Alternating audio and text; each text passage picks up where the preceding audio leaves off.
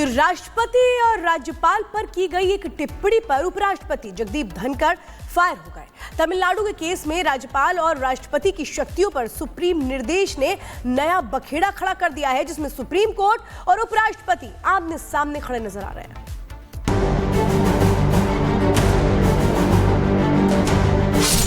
देश के उपराष्ट्रपति किसान पुत्र जगदीप धनखड़ गुस्से में। उपराष्ट्रपति के गुस्से की वजह है सुप्रीम कोर्ट की एक टिप्पणी।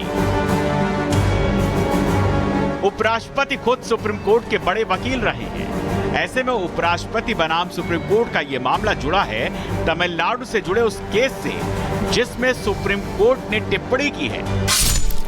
सुप्रीम कोर्ट ने 8 अप्रैल को तमिलनाडु के गवर्नर को सलाह दी कि राष्ट्रपति को 3 महीने के भीतर राज्यपालों द्वारा लंबित विधेयकों पर फैसला ले लेना चाहिए।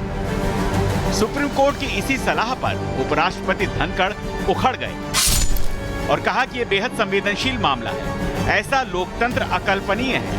कोर्ट सुपर संसद बन रही है। धारा 142 न्यूक्लियर मिसाइल जैसा है। There is a directive to the president by a recent judgment. Where are we heading? What is happening in the country? We have to be extremely sensitive. It is not a question of someone filing a review or not. We never bargained for democracy for this day. President being called upon to decide in a time-bound manner, and if not, becomes law. So we have judges who will legislate, who will perform executive functions, who will act as super parliament, and absolutely have no accountability because law of the land does not apply to them. Tamil Nadu में राज्य सरकार और राज्यपाल के बीच तनातनी के माहौल में 8 अप्रैल को देश की सुप्रीम अदालत ने तमिलनाडु गवर्नर वर्सेस राज्य सरकार के केस में गवर्नर के अधिकार की सीमा तय कर दी थी। जस्टिस जेबी पाद्रीवाला और जस्टिस आर महादेवन की पीठ ने कहा था, राज्यपाल के पास कोई वीटो पावर नहीं है। सुप्रीम कोर्ट ने सरकार के 10 जरूरी बिलों को राज्यपाल की ओर से रोके जाने को अवैध भी बताया था। एससी ने अपने आदेश में अनुच्छेद 201 का हवाला देते हुए 11 अप्रैल को यह ऑर्डर सार्वजनिक किया। सुप्रीम कोर्ट ने साफ साफ कहा, बिल पर फैसला लेने का अधिकार राज्यपाल के पास है। राज्यपाल बिल को राष्ट्रपति को भेजते हैं। राष्ट्रपति के फैसले की न्यायिक समीक्षा संभव है। राष्ट्रपति को 3 महीने के भीतर निर्णय लेना होगा। तय सीमा के बाद देरी तो कारण बताएं। बार बार बिल वापसी की प्रक्रिया रोकनी होगी। संविधान के अनुच्छेद 145 की धारा 3 देश की सबसे बड़ी अदालत को यह अधिकार देती है कि वो संविधान की व्याख्या कर सकती है और इसी के तहत सुप्रीम कोर्ट ने यह सलाह दी। लेकिन देश के उपराष्ट्रपति ने धारा 142 को लेकर जो बोला वो काफी अहम है। अनुच्छेद 142 कोर्ट को विशेष अधिकार देती है। विशेष अधिकार खतरनाक बन गया है। ये लोकतांत्रिक शक्तियों के खिलाफ न्यूक्लियर मिसाइल जैसा है और ये 24 घंटे 7 दिन उपलब्ध है। अब जिस अनुच्छेद 142 को लेकर धनखड़ ने जो कुछ भी कहा वो क्या कहता है ये जानना जरूरी है। सुप्रीम कोर्ट पूर्ण न्याय के मकसद से किसी भी केस में फैसला ले सकती है। कोर्ट का आदेश पूरे देश में लागू होगा। आदेश लागू कैसे होगा ये संसद का कानून तय करेगा। चंडीगढ़ मेयर चुनाव में कोर्ट ने ऐसा किया था। 8 अप्रैल की सलाह में एससी ने कहा था कि तय सीमा में राष्ट्रपति अगर फैसले लेने में विफल रहते हैं तो राज्य राष्ट्रपति के खिलाफ रिट की मांग करते हुए अदालत का दरवाजा खटखटा सकता है। अब राष्ट्रपति और राज्यपाल के खिलाफ रिट वाली मंशा को लेकर उपराष्ट्रपति काफी गुस्से में हैं और चिंता जाहिर कर रहे हैं। Bureau report, Republic Bharat.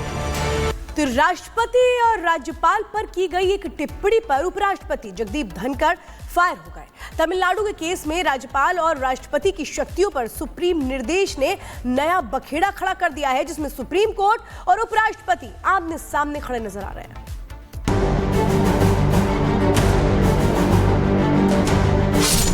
देश के उपराष्ट्रपति किसान पुत्र जगदीप धनखड़ गुस्से में।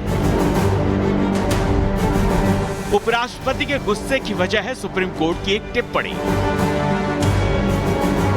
उपराष्ट्रपति खुद सुप्रीम कोर्ट के बड़े वकील रहे हैं। ऐसे में उपराष्ट्रपति बनाम सुप्रीम कोर्ट का ये मामला जुड़ा है तमिलनाडु से जुड़े उस केस से जिसमें सुप्रीम कोर्ट ने टिप्पणी की है।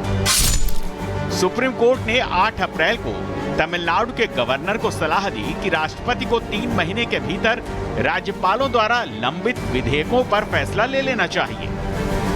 सुप्रीम कोर्ट की इसी सलाह पर उपराष्ट्रपति धनखड़ उखड़ गए और कहा कि यह बेहद संवेदनशील मामला है, ऐसा लोकतंत्र अकल्पनीय है। कोर्ट सुपर संसद बन रही है। धारा 142 न्यूक्लियर मिसाइल जैसा है। There is a directive to the president by a recent judgment. Where are we heading? What is happening in the country? We have to be extremely sensitive. It is not a question of someone filing a review or not. We never bargained for democracy for this day. President being called upon to decide in a time-bound manner, and if not, becomes law. So we have judges who will legislate, who will perform executive functions, who will act as super parliament, and absolutely have no accountability because law of the land does not apply to them.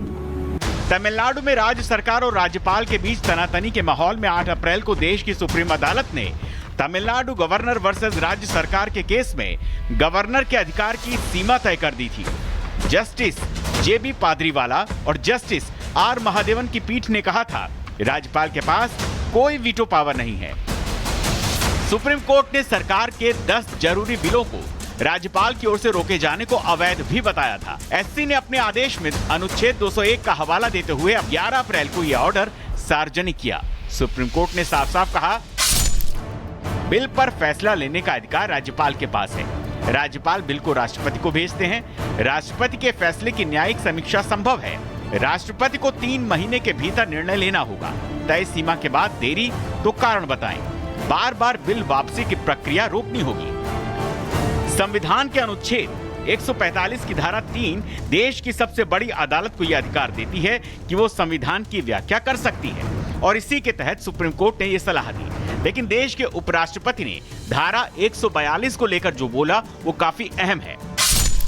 अनुच्छेद 142 court को विशेष अधिकार देती है। विशेष अधिकार खतरनाक बन गया है। ये लोकतांत्रिक शक्तियों के खिलाफ न्यूक्लियर मिसाइल जैसा है और ये 24 घंटे 7 दिन उपलब्ध है। अब जिस अनुच्छेद 142 को लेकर धनखड़ ने जो कुछ भी कहा वो क्या कहता है ये जानना जरूरी है। सुप्रीम कोर्ट पूर्ण न्याय के मकसद से किसी भी केस में फैसला ले सकती है। कोर्ट का आदेश पूरे देश में लागू होगा। आदेश लागू कैसे होगा ये संसद का कानून तय करेगा। चंडीगढ़ मेयर चुनाव में कोर्ट ने ऐसा किया था।